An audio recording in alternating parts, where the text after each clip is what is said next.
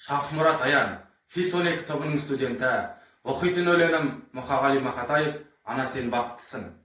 Ана сен бақыттысың жыламағын, жай түсіп жатқанда да құламадың. Тәңіріңнен мен едім ғой сұрағаның, сондықтан да жыламағын.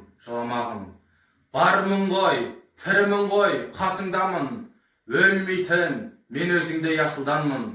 Таусылып, өз-өзіңнен шашылмағын, байырғы берекені қашырмағын. Мен сенің қанықпын ғой көз жасыңа, өзім кепіл тот басып тоз басыма.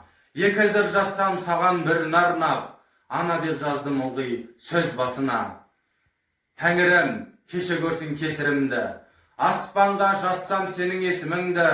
Ана сен бақыттысың тербете бір, құбаталдан иілген бесігім.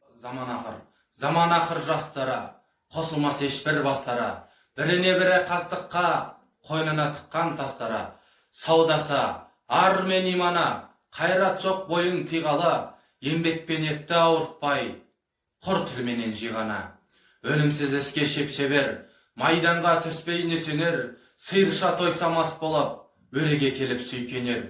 Күлмеңдеп келер көздері, қалжыңбас келер өздері, кекектеп секек етем деп, шошқа туар сөздері.